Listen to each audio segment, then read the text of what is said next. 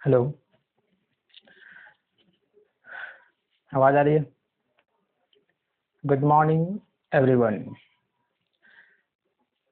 आज जो है हम लोग क्लास 6 के लिए लेसन 7.2 जो कि एक क्लास हो चुकी है आप लोगों की, तो आज दूसरा क्लास हम लोग करने वाले हैं जिसमें कि हम लोग क्वेश्चन नंबर 3 को पढ़ेंगे।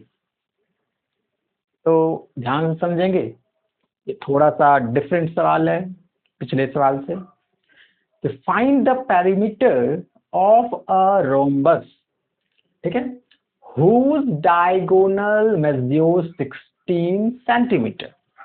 तो एक रोम्बस है जिसका डायगोनल्स, अच्छा रोम्बस क्या होता है ये अभी तुरंत समझेंगे, पहले सवाल समझते हैं कि एक रोम्बस है जिसका एक डायगोनल्स है 16 सेंटीमीटर, ठीक है, एंड 30 सेंटीमीटर। तो एक तो 60 सेंटीमीटर हो गया और एक हो गया 30 सेंटीमीटर, यानी कि दो डायगोनल्स होते हैं, ये तो हम जानते भी हैं। Now that note that the diagonal of a rhombus intersect each other at right angles, ये एक कंडीशन है। कंडीशन क्या है, एक क्लू भी है कि ये चीज हमको नोट करना होगा कि ये जो डायगोनल्स है, दो डायगोनल्स है हमारे पास, ये दोनों आपस में एक दूसरे को इंटरसेक्ट कर रहे हैं। कितने डिग्री पे? 90 डिग्री पे। राइट एंगल मतलब क्या होता है? 90 डिग्री। तो चलिए देखते हैं किस तरह से बनाएंगे।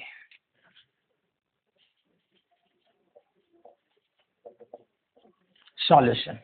सबसे पहले तो हमको रोम्बस कैसा होता है, कैसा दिखता है, ये जानना होगा। तो हम लोग बहुत पहले भी पढ़ चुके हैं। रोम्बस जो है एक इस तरह का क्वाड्रिलेटरल होता है जिसमें 4 साइड्स होते हैं, पहली बात। और ये चारों साइड्स जो होते हैं, 4 साइड्स जो भी होंगे, ये इक्वल होगा। मतलब ये साइड जितना होगा उतना ही ये साइड होगा, और जितना ये साइड होगा उतना ही ये।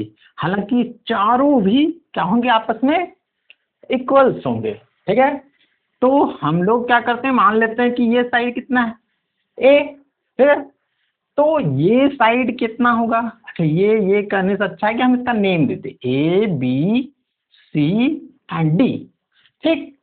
अब जो है हम कह सकते हैं कि ए बी ए है, तो बी सी भी क्या होगा, ए। अच्छा, ए क्या है? लेंथ है, साइड, ठीक है। वैसे ही सी डी भी क्या होगा? ए होगा, क्योंकि सारे साइड्स आपस में इक्वल होते हैं। और ए डी भी क्या होगा? ए होगा। अंडरस्टैंड? अब ये चारों साइड ए हो गया, ये इक्वल हो गया।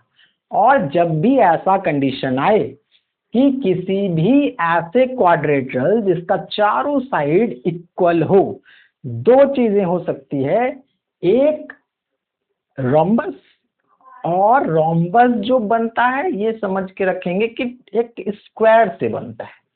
आप यहाँ पे देखिए कि स्क्वायर कैसा होता है। स्क्वायर एक ऐसा फिगर जिसका चारों साइड, 4 साइड, जितने भी साइड्स होते हैं सभी इक्वल होंगे। ये जितना उतना बड़ा, ये सारे साइड्स क्या होंगे? इक्वल होंगे, ठीक है। और हम मान लेते हैं, इधर से हम एक बार बताए थे कि एक लड़का है जो फोर्स लगा रहा है, इधर से धक्का मार रहा है इसको, ठीक है। तो जब इसको इधर से फोर्स लगाएंगे तो क्या हो जाएगा, हल्का सा इस डिजाइन में आ जाएगा, ठीक है। तो ऐसे डिजाइन को ही हम लोग क्या बोलते हैं? रोम्बस। क्या बोलते हैं? रोम्बस। समझ में आ गया? तो रोम्बस क्या है? सारा प्रॉपर्टीज जो भी गुण होगा इसका, रोम्बस का, वो स्क्वायर से ही इंस्पायर्ड होगा, ठीक है। तो हम लोग यहाँ क्या देखेंगे कि पहले तो चारों साइड्स इक्वल होंगे। दूसरा, इसमें दो डायगोनल्स होंगे। डायगोनल्स क्या होता है कि अपोजिट वर्टेक्स, वर्टेक्स मतलब कोना, तो अपोजिट कोने को, यानी कि अगर ये एक वर्टेक्स है ए, तो ए से ठीक अपोजिट कौन? बगल वाला नहीं, बल्कि ठीक सामने वाला। तो ए के ठीक सामने कौन दिख रहा? सी।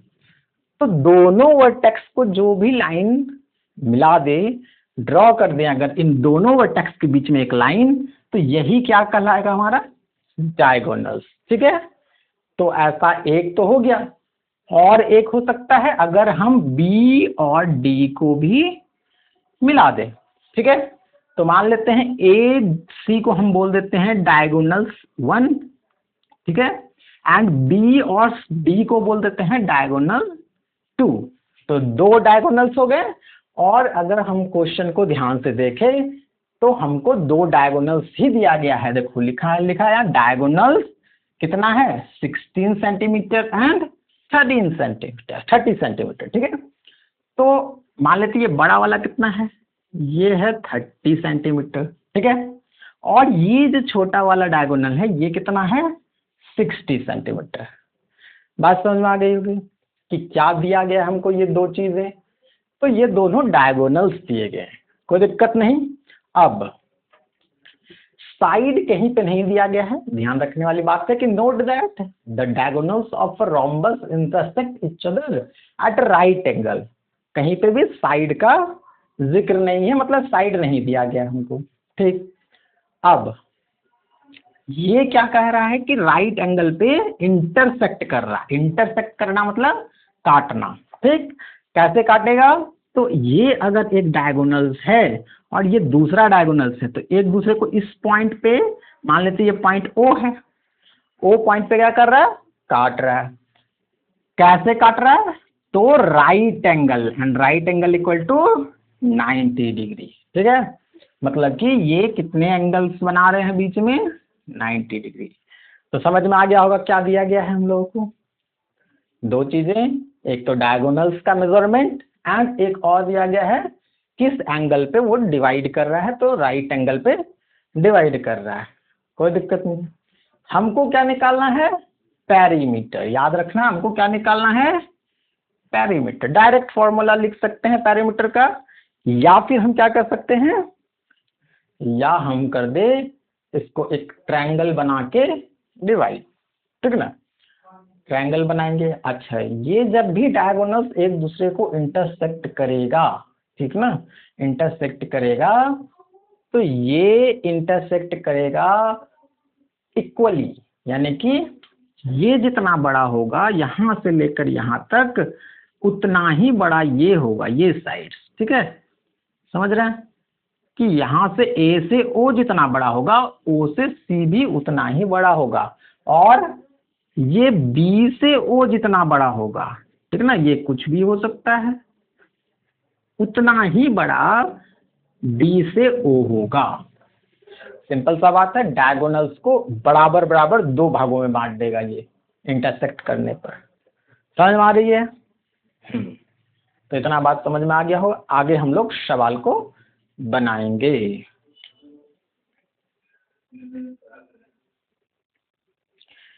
ठीक है, तो इतनी बातें समझ में आ गई होगी। अब हम लोग क्या करने वाले हैं, सबसे पहले आपको जानना होगा कि पेरीमीटर का फॉर्मूला क्या होता है। तो रोम्बस हो या स्क्वायर हो, दोनों का पेरीमीटर क्या होगा, तो हम लोग लिखेंगे सबसे पहले तो जो दिया गया है तो लिख दे गिवन, क्या दिया गया है हमको, डायगोनल्स, है ना, तो D1 बोल देते हैं, D1 इक्वल टू, अच्छा डायगोनल्स को हम लोग D1 को बोलते हैं AC इक्वल टू कितना दिया गया है 30 सेंटीमीटर, एंड और भी दिया गया हमारे पास, क्या दिया गया है, तो D2, जिसको हम लोग D2 बोल दिए। ठीक ना, D2 क्या है, तो D2 BD,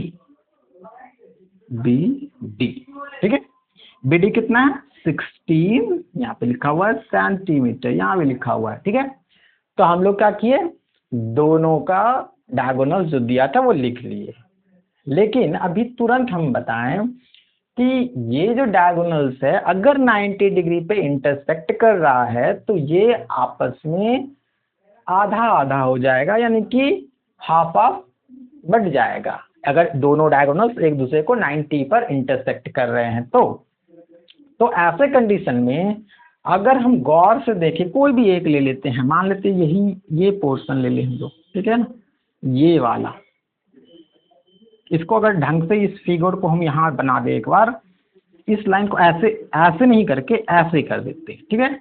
और ये वाला जो लाइन है, ये लाइन को ऐसे कर देते हैं, और ये जो लाइन है इसको हम लोग ऐसे कर देते हैं। दिख रहा है क्या, समझ में आ रहा है?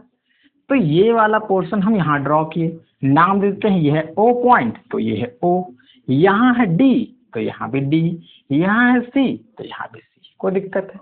हम चाहे तो कोई भी ट्रायंगल है ये एक तरह का, ठीक ना, 4 ट्रायंगल्स बन रहे हैं, कोई एक ट्रायंगल ले लेंगे। हालांकि डायरेक्ट सूत्र भी होता है, लेकिन ऐसे ही बनाएंगे, आसान रहेगा, ठीक है ना। अब जब हम ऐसा कर दे, ठीक ना, जब हम ऐसा बनाए तो हमको पता चल रहा है ये 90 डिग्री है, यहाँ पे है 90 डिग्री, ठीक है, कोई दिक्कत नहीं। और जब 90 डिग्री होता है तो ये किस तरह का ट्रायंगल बन जाता है?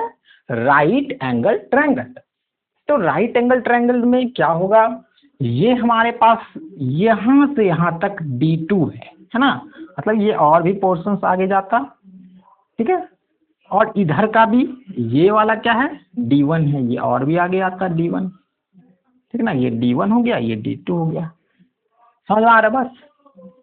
तो हम क्या कहना चाह रहे हैं कि ये दोनों डायगोनल्स आपस में एक दूसरे को इंटरसेक्ट कर रहे हैं 90 डिग्री पे, तो ये भी लिख लेते हैं। एंड और क्या दिया गया है, ये वाला एंड नहीं भी लिख सकते हैं। एंड एक चीज दिया गया है, इंटरसेक्ट कर रहा है एक दूसरे को 90 डिग्री पे, ठीक है। तो ये चीज भी लिख देते हैं कि D1, अच्छा इंटरसेक्ट करना यानी परपेंडिकुलर होना, तो D2 इज परपेंडिकुलर T1, है ना। ऐसी बातें हैं कि नहीं, 90 डिग्री पे है, कोई दिक्कत नहीं। और जब ऐसा होता है देन तब क्या होगा, तब होगा हमारे पास जब भी इंटरसेक्ट करता है तो ये वाला डिस्टेंस, ठीक ना, AO और OC, ठीक है, पूरा AC दिया गया हमारे पास, A से लेकर C, ये 30 दिया गया है। अब हम इसको आधा आधा बांटेंगे, दैट मीन्स लिख देंगे हम लोग कि AO इक्वल टू, AO जितना होगा उतना ही ये होगा, यानी कि OC होगा। और ये किसके इक्वल होगा, तो A से C, AC बाय 2, आधा बांट देंगे इसको, क्योंकि 90 डिग्री है तो आधा बटेगा, ठीक ना। और ये क्या है, ये और कुछ नहीं है, AC क्या है, D1 है कि नहीं। तो ये D1 बाय 2, और D1 का वैल्यू कितना है, 30, 30 बाय 2 इक्वल टू कितना, 15 सेंटीमीटर। समझ में आ गया बात, ये समझ में आ रहा है, ये चीज इधर लिख दे D1, ठीक। ऐसे ही हम लोग करेंगे ये वाला D2 के लिए, ठीक ना। तो कैसे लिखेंगे, तो लिखेंगे BO, समझ में आ रहा है, BO कहाँ, यहाँ से B से O पॉइंट तक, तो BO ये इक्वल किसके होगा, O से D का, है ना, OD इक्वल टू, ये किसके इक्वल होगा, तो ये होगा BD, है ना, BD बाय क्या 2, क्यों 2, क्योंकि 90 डिग्री पे ये काट रहा है, तो ये आधा और ये आधा, ठीक। तो आधा कटने के लिए 2 से भाग कर दिए। अब क्या करेंगे, तो ये BD क्या है, BD D2 है, यानी कि D2 बाय ये 2, तो D2 कितना है, 16 सेंटीमीटर, 16 बाय 2 यानी कि 8 सेंटीमीटर। समझ में आ रहा है, कटा दिए इसको, 8 सेंटीमीटर निकला। क्या निकला, ये ऐसा हम इसलिए निकाले क्योंकि हमको चाहिए था O से C और O से D, ठीक। अच्छा ये क्या है O से C, O से C यहाँ है, O से C है ना, तो O से C और कुछ नहीं है, ये 15 निकला कि नहीं। OC जो है वो OA दोनों इक्वल है, यानी कि OC का मान अभी हम वैल्यू निकाले तो कितना निकला हमारे पास, 50 निकला कि नहीं। तो वही हम लिख दिए 15 सेंटीमीटर, कोई दिक्कत नहीं। वैसे ही हम लोग यहाँ पे O से D निकालेंगे, OD क्या है, तो यहाँ है OD, ठीक ना। और OD का वैल्यू अभी तुरंत निकाले कितना, 8 सेंटीमीटर, 8 सेंटीमीटर, कोई दिक्कत नहीं। अब समझने वाली बात क्या है कि ये हम क्यों निकाले। अगर हम गौर से देखें तो सी और डी जो है, कहाँ है सी डी, ये है सी और डी, ये और कुछ नहीं है, ये ए है कि नहीं, ए है। तो ऐसे कंडीशन में हमको अगर दो पता है तो तीसरा इजीली पता हो जाएगा अगर हम इसमें पाइथागोरस लगा दें। ठीक है, तो हम लोग यहाँ लिखेंगे वी नो दैट। हम लोग क्या जानते हैं पाइथागोरस से, पाइथागोरस क्या कहता है कि अगर हमारा ये बेस है, ये परपेंडिकुलर है और ये हाइपोटेनस है, यानी कि बेस कितना हो गया ओ सी, या फिर हम बोले हमको निकालना क्या है ये ना, तो सी डी क्या है हाइपोटेनस। फॉर्मूला अगर चाहे लिखना तो H square equal to P square plus B square, ये याद रखना होगा। ठीक, अब ऐसे कंडीशन में हमको क्या करना है, ये इसको सॉल्व करना होगा। समझ में आ रही कि नहीं, समझ में आ रहा है इतना सबको? तो आगे बढ़ेंगे, समझ में आ रहा है। अब यहाँ पे हम लोग क्या करेंगे, एच स्क्वायर के जगह पे क्या है, ये और कुछ नहीं है, ये एच ही है ना, और ये और कुछ नहीं है बी है, और ये और कुछ नहीं है पी है। ठीक है, तो एच स्क्वायर क्या रखें, तो सी डी यानी कि सी डी का whole square equal to P square क्या है, ये है ओ डी यानी कि ओ डी का होल स्क्वायर प्लस बी क्या है ओ सी, तो ओ सी का होल स्क्वायर। समझ में आ गया? अगर नहीं समझ में आ रहा है आप वीडियो दोबारा देखिए, 3 बार देखिए और समझिए कि हम ये चीज कहाँ से लिख रहे हैं। बात समझ में आ रहा है? अब हमको यहाँ पे वैल्यू रखना है, वैल्यू यहाँ से हम पुट कर लेंगे, ये कहाँ से आया तो अभी सॉल्व करके हम लिखें। ठीक, तो ओडी क्या है, ओडी, ये ओडी है क्या, सी डी है ना, सी डी क्या है, सी डी है ए और कुछ नहीं है, ये ए यानी कि ए स्क्वायर है। ओडी कितना है, ओडी कितना, ओ से डी 8 है ना, 8 का स्क्वायर है प्लस ओसी कितना है 15 है ना, ओसी 15 इसका स्क्वायर ब्रैकेट में लिख देते हैं, कोई दिक्कत नहीं है, ब्रैकेट नहीं भी लिखेंगे तो काम चलेगा। हो गया? अब इसको सॉल्व करना है, इधर हम कर देते हैं जगह नहीं बची। तो अब सॉल्व कैसे करेंगे, इधर हम कर रहे हैं, ठीक ना।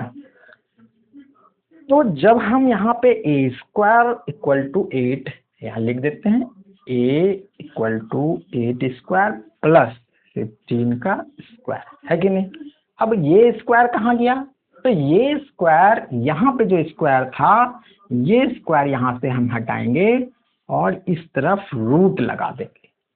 समझना होगा रूट को कैसे सॉल्व करेंगे। यहाँ पे हम देखो अब डायरेक्ट ए निकल गया तो हम इसको सॉल्व करेंगे और ए का वैल्यू निकल जाएगा। जैसे 8 का स्क्वायर क्या होता है, कोई बताएगा, 64, ठीक ना। 8 स्क्वायर मतलब 8 इंटू 8 का स्क्वायर यही होता है यानी कि 64। समझ में आ रही है। वैसे ही 15 का स्क्वायर क्या हो जाएगा,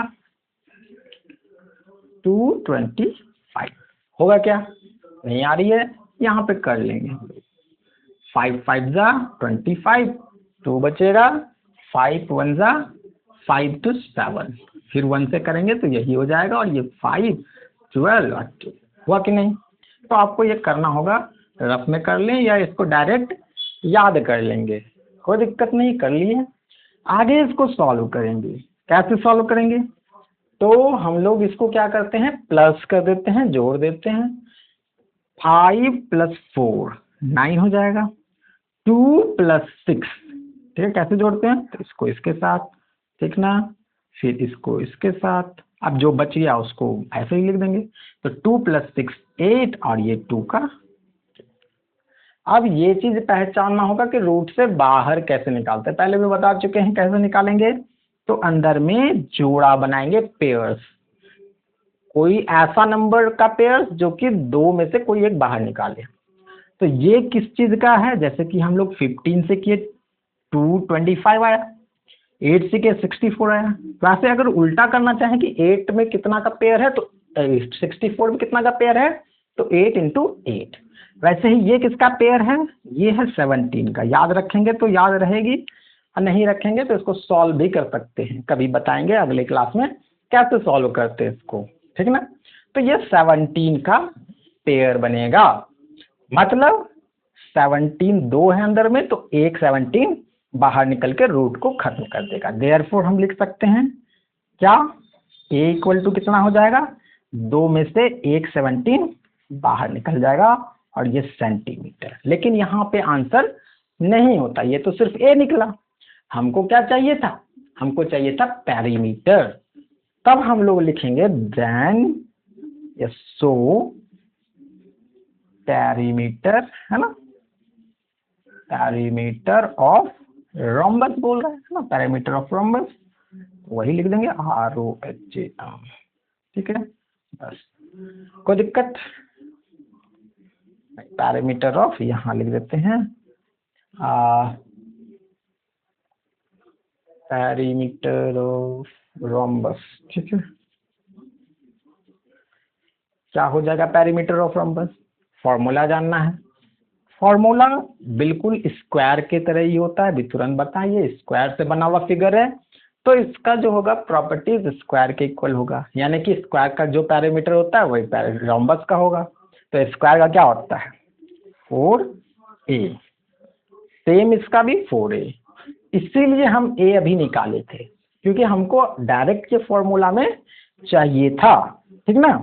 तो ये एक तरह का फॉर्मूला भी हो गया। इक्वल टू कितना हो जाएगा 4 इंटू ए का वैल्यू कितना निकाले 70। अब इसको मल्टीप्लाई करेंगे आंसर आ जाएगा, है ना। तो जो भी आएगा ये सेंटीमीटर में आंसर, ये अपने से करना है, सब कुछ तो करके नहीं देंगे, है ना। तो ये बातें समझ में आ गई किस तरह से बनाते हैं। अगर नहीं समझ में आया तो आप इसको पहले तो इसको नोट डाउन करेंगे, या तो स्क्रीनशॉट ले ले और उसके बाद उतार ले कॉपी में, या डायरेक्ट उतारते जाएं, नोट्स बनाते जाएं और इसको रिवाइज करेंगे। ये बहुत ज़्यादा तो डिफिकल्ट नहीं है, लेकिन अच्छे लेवल का सवाल है, तो आपको इसको रिवाइज करना होगा, बार बार करना होगा। ये सभी बच्चों के लिए है जो इस तरह के सवाल को सॉल्व करना चाहता है, या स्पेशली क्लास 6 जो हम लोग सिलेबस पढ़ रहे हैं उसके लिए तो है ही, बाकी ये हर एक लेवल के बच्चे के लिए है, ठीक ना। तो इसको हम लोग पढ़ेंगे, 2-3 बार देखिए, रिकॉर्डेड क्लास है, आराम से समझेंगे। समझ में आ गया होगा। चलिए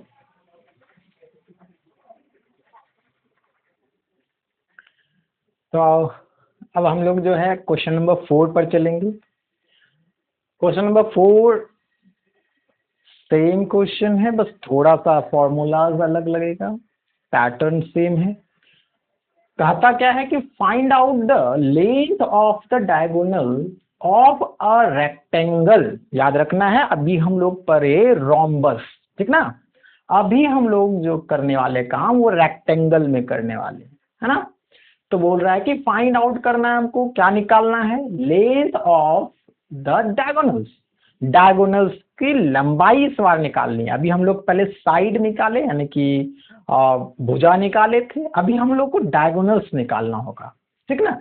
जो दिया था पिछले क्वेश्चन में वही इस बार निकालना है।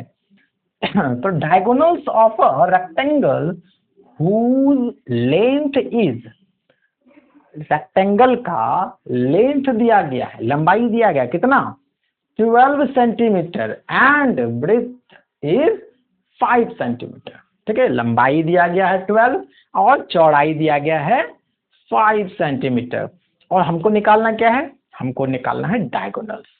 कोई दिक्कत नहीं है, निकालते हैं।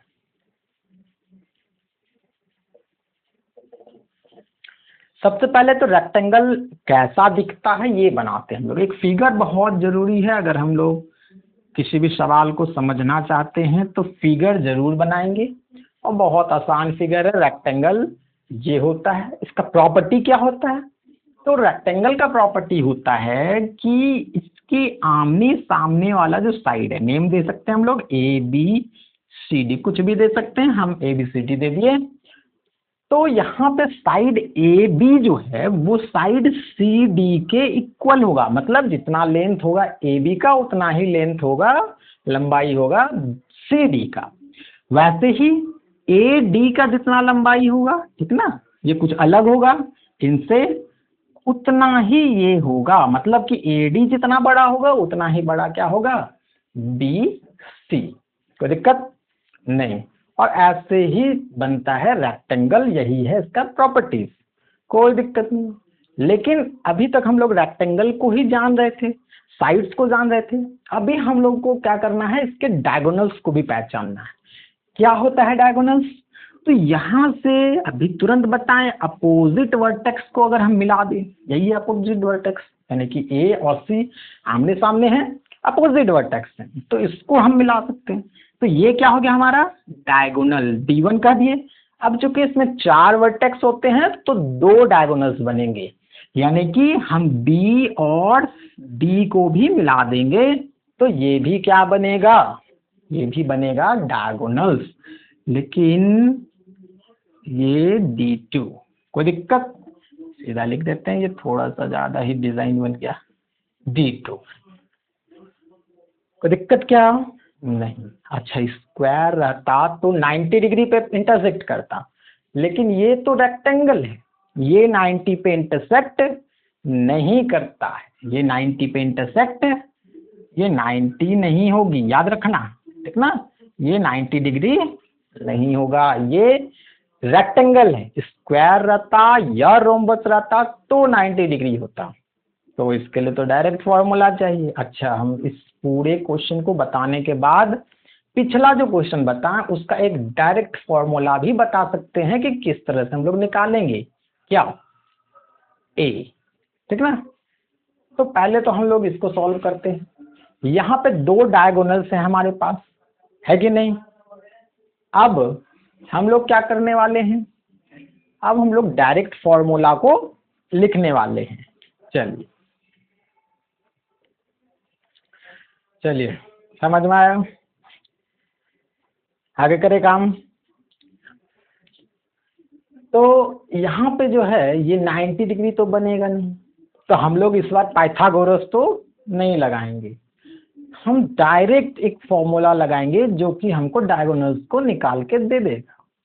अच्छा, यहाँ पे एक चीज और समझने वाली बात है कि ये जो D1 है, D1 यानी डायगोनल 1, ठीक, और ये जो D2 है यानी कि डायगोनल 2, पहला डायगोनल और दूसरा डायगोनल दोनों आपस में इक्वल होंगे इस बार, यही फायदा है इसका, ठीक ना, दोनों इक्वल होंगे, मतलब अगर हम D1 निकाल दे तो D2 भी निकल जाएगा, और D2 निकाल दे तो D1 भी निकल जाएगा। तो ये फायदा है, यानी कि हमको सिर्फ डायगोनल्स निकालना होगा, कोई दिक्कत, ये सभी किसके इक्वल हो जाएंगे, D के, D फॉर डायगोनल, ठीक।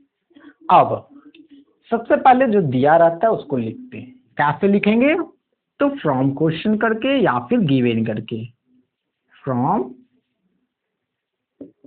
क्वेश्चन, ठीक है। क्वेश्चन में क्या दिया गया है, तो दिया गया है रेक्टेंगल का क्या लेंथ, है ना, लेंथ इक्वल टू कितना दिया गया है। अच्छा, लेंथ को शॉर्टकट में एल भी बोलते हैं, याद रखना है। इसको दिया गया है कितना, 12 सेंटीमीटर, ठीक है। ऐसे भी बड़ा वाला जो साइड होगा वो लेंथ होगा, ठीक ना। आगे क्या है, दूसरा दिया गया है एंड ब्रेथ, ये इसको बी भी बोलते हैं हम लोग, और ये दिया गया 5 सेंटीमीटर, कोई दिक्कत नहीं है, लिखेंगे, ठीक है। अब हम लोग डायरेक्ट फॉर्मूला लगाएंगे डायगोनल्स का, ठीक ना। तो लिखेंगे शो, डायगोनल से लिख देते हैं, डायगोनल ऑफ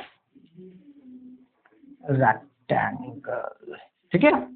रेक्टेंगल का डायगोनल्स कितना होगा, तो ये फॉर्मूला क्या है कि इसमें लिखेंगे L² प्लस बी स्क्वायर और इसका रूट, ठीक है ना, L square plus B square का रूट, यानी कि यहाँ पे एल हमारे पास कितना है, बी इक्वल टू क्या हो जाएगा, एल है हमारे पास 12, तो 12 का स्क्वायर प्लस बी कितना है 5, तो ये 5 का स्क्वायर हो जाएगा।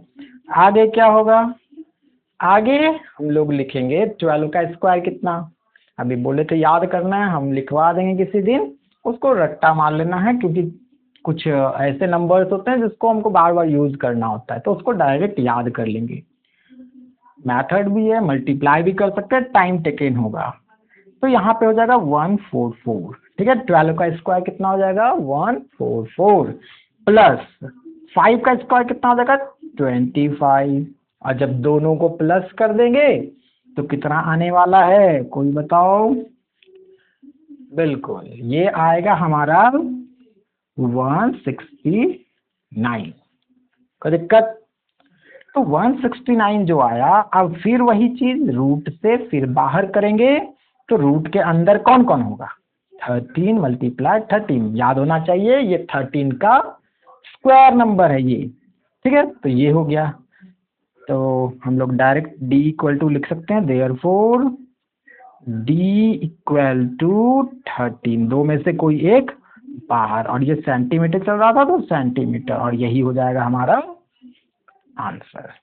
समझ में आई बात, स्क्रीनशॉट ले लें, बाद में उतारते रहेंगे, या फिर उतार लें, ये नोट्स जरूर बनाएं, दोबारा तो होगी नहीं, तो जरूर क्लास देखें, नोट्स बनाएं, सभी के लिए है।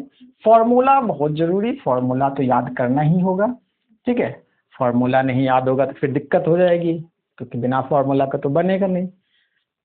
तो यहाँ तक ही रहने देंगे आज, 2 ही सवाल पढ़े, टाइम बहुत ज़्यादा हो गया, तो लेकिन सवाल बहुत मज़ेदार, और स्पेशली डायगोनल बेस्ड। अगर किसी को डायगोनल से संबंधित कोई भी क्वेश्चंस और जानना हो तो कमेंट करेंगे, ठीक ना, हमको पर्सनल मैसेज भी कर सकते हैं। तो सवाल समाप्त, क्लास समाप्त, थैंक यू।